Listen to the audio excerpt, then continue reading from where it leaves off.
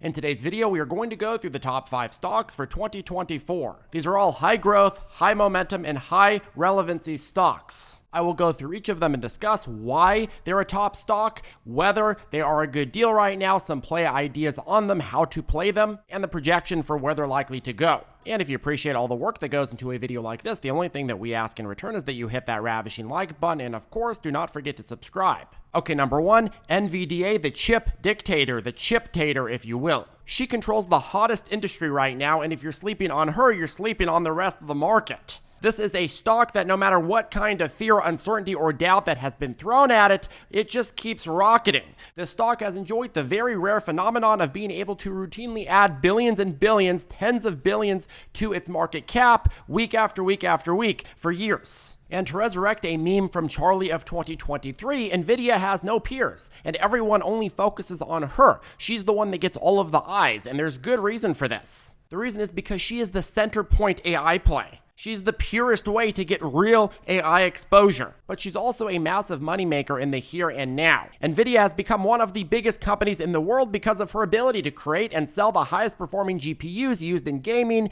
AI, data centers, autonomous vehicles, and a host of other high computer processor demanding fields. But the question is she a good deal right now? And the answer is absolutely yes. This morning, she hit a new record high at $603 a share, so yeah, by that stretch, she's actually more expensive than she's ever been, but you know when she also looked like this? Well, pretty much every single record high she's hit throughout her history. On May 25th, 2023, we made our Nvidia is unstoppable video and made our case to buy her, and since then, she's gone up another 53%. Nvidia's growth potential is exponential, so even though she was certainly in the nosebleeds back then, well, she had a lot more to rally and continues to do so. And that's because just looking at the stock price is not a fair way to analyze a company. You have to ask yourself what bang you're getting for your buck. You can't compare Nvidia stock price to where it was a year ago, 2 years ago, 10 years ago. You have to compare what you were getting for that stock price if you want to analyze whether or not it's a good deal. In terms of PE ratio, you're actually paying far less for Nvidia's earnings than you have for most of the last year.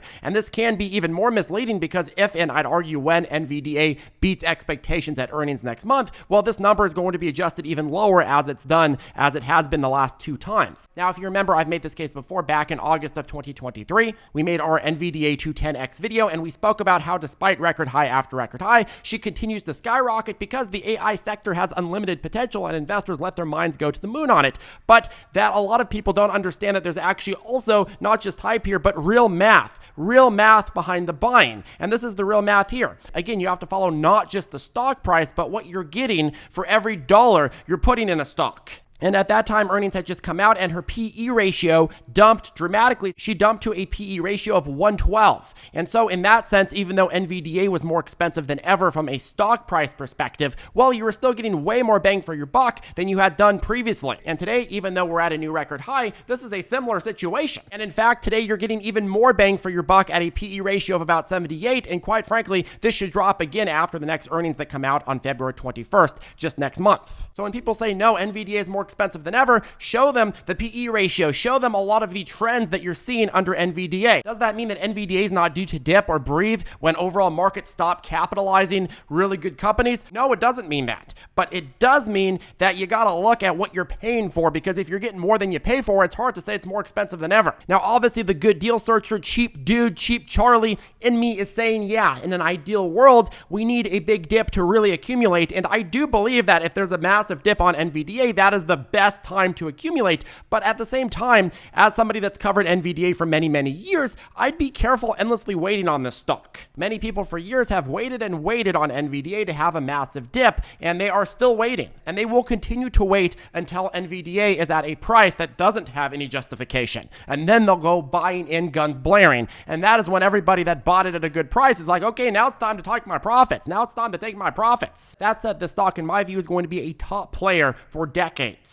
So with that in mind, what is the play here? Well, you have a long-term play where you could buy shares, and you also have a medium-term play where you can trade off the current momentum that is here before you get the next dip cycle. If you want to play the record high momentum that is brewing right now, well, I'd look at the April 19th expiring 650 strike calls. Remember, if you have a small account, well, trading options can allow you to leverage your money far, far further than just straight up buying shares. For example, if you have, say, $3,000 to play Nvidia, well, $3,000 buys you about 5 shares of Nvidia stock. If you put that same $3,000 into options, though, you can buy these 650 calls, giving you the power to control 100 shares instead of just 5. Controlling 100 shares versus just 5 shares is a big difference if the momentum on Nvidia continues. And that's why if you have a small account, using some form of options might be very, very advantageous. Now, of course, if you are a complete beginner and you'd like to learn options from the ground up, we do have a program for you, ZipTrader Options. That first link down below, coupon code HELLO2024 will get you 50% off. We'd love to have you. But other than that, keep in mind that Nvidia is going to be a killer heading into the next 5-10 years, and will in all likelihood be a massive killer in the coming months. Okay, number 2, crypto miner Mara. Now, you already knew this one is coming if you're a longtime follower of this channel, but Mara is the killer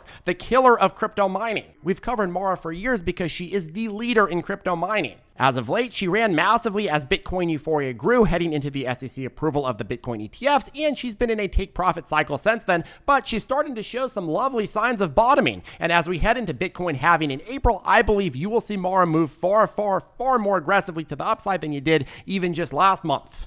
And she moved pretty fast last month, way overshot our expectations that we had predicted back in December. I believe that she is going to absolutely destroy these cycle highs that she had just hit at $31.97. She's in an accumulation zone right now and attempting to bottom, but once she wakes up, she'll be a much harder horse to catch. So I would focus on Mara right now before markets have really started recapitalizing her. Some will say, you know, Charlie, I'm looking at Mara and I don't want to buy a falling knife. I don't like looking at falling knives. I just hate falling knives. And others, when Mara is back at an all-time high, they'll be saying, oh, you know what? I can't buy a stock at an all-time high, or I can't buy a stock unless it's hit 10% over an all-time high, or I can't buy a stock because it's only halfway to an all-time high. All of these things are just excuses. You have to look at a company and decide whether or not it's undervalued, whether or not that momentum is going to continue, whether or not the catalysts are going to drive it to the level that you want it to be at. You can't look at it as just, oh, what is the price currently at? Because you'll always find an excuse not to buy it based on that. In my view, Mara is particularly well positioned to benefit from the next wave of euphoria into Bitcoin, which has historically happened before halving, and halving happens this year in April. So we have a couple months for Mara to really play out. Right now, you're at a pretty deep discount. Number 3, Tesla.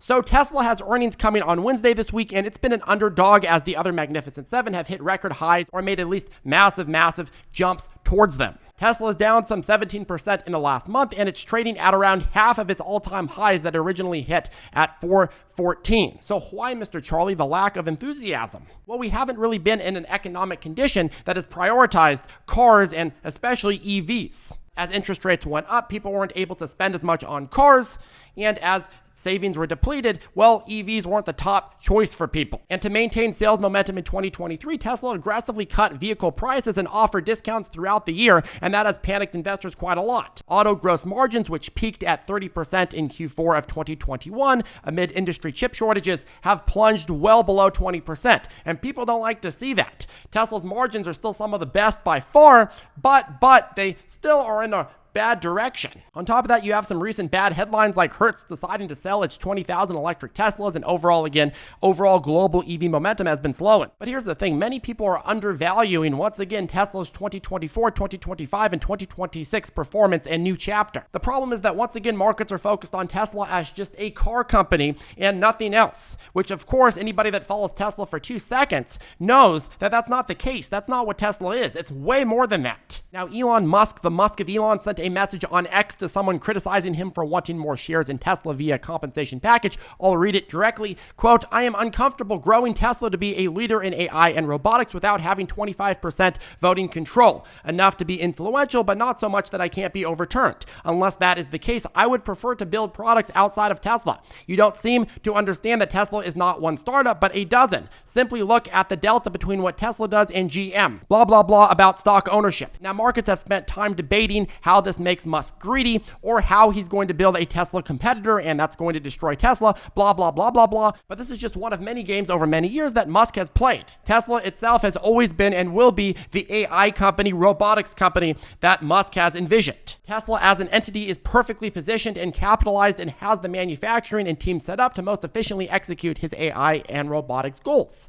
And the reason that Tesla is the pick today is because this is going to be the year that Tesla most clearly turns the chapter from just EV company to full-on software AI robotics company. And while that vision comes more and more to fruition, well, you're going to see this stock join the ranks of the other Magnificent Seven stocks that have been getting to newer and newer highs. With Tesla, that's likely to mean beating those 299 highs reached just last year. Cycle highs reached then were at 299. So to play that, you can buy June 21st, 300 strike calls in the mid $4 region right now. There's a million other types of option strategies and share purchases that you can make to play off that. I would argue that Tesla may have a little bit of a panic into earnings on Wednesday, may panic after earnings, but overall, bigger picture, you're going to see Tesla fill in and get to those new cycle highs, especially because overall markets right now are pumping to support big tech, Magnificent Seven stocks, and even others as more and more capitalization flows around the market. Number 4, Alibaba. Ticker symbol BABA. This will be, of course, a very controversial pick because it's Chinese and China's in a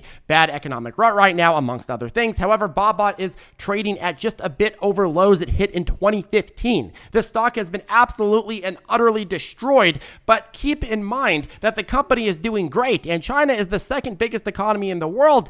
I think we all have a difference of opinion on how they should be running their country, but they have some 1.412 billion people. Their middle class has been growing rapidly and getting richer and richer. China's GDP per capita has been skyrocketing decade after decade. BABA is one of the most well-known e-commerce companies within that massive country.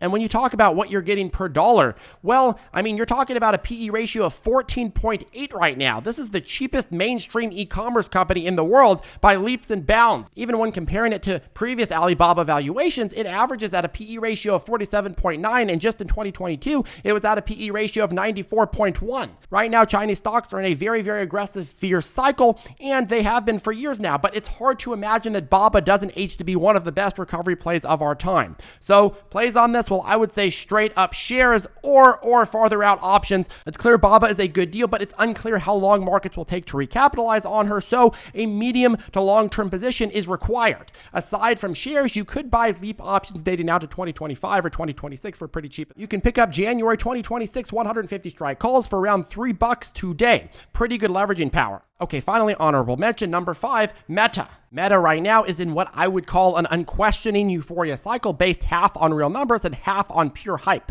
Originally, markets hated Meta because they thought Zuck was going too ridiculous on pivoting towards a pie-in-the-sky metaverse concept, and they were worried about ad rates falling off a cliff as some 90% of money managers expected 2023 to enter us into a deep, unrelenting recession. But as a surprise to money managers and yours truly, well, the much more mixed economy resulted in a much more mixed result for Meta and better than expectation beats. In the latest quarter, which ended on September 30th, 2023, Meta reported that ad impressions on its family of apps segment, which includes Instagram, WhatsApp, Messenger, and Facebook, grew 31% year over year, but the average price per ad declined only 6%. So net in effect, they're doing well. Usage and impressions are growing at a pretty rapid increase, justifying a lot of their bounce back. And while advertising revenue after going into a massive recession in 2023 and for half of 2022 still hasn't really recovered, it's a lot more stable and at a much more healthy pace as predicted when Meta had originally been sold off. Now, that being said, is Meta a good deal? No. I feel uncomfortable with Meta at these prices for anything other than a very short-term momentum play, and even then, it worries me. The simple truth is the cash burn with this metaverse segment is huge, and growth in impressions and usage in WhatsApp and Instagram and the other platforms, that might not be sustainable. I mean, we need a couple more quarters to see how sustainable it is, and of course, if advertising is still going to be blunted, that's not a great combination. It's very, very easy for Meta just to sell off after the next earnings report or another earnings report down the road. If, or rather when Meta dumps back down to 300, 250, that's when I'd start taking it seriously for a dip buy, especially under that 300 level. Yes, you can make a somewhat strong argument, not a very exciting argument, but you could make a somewhat strong argument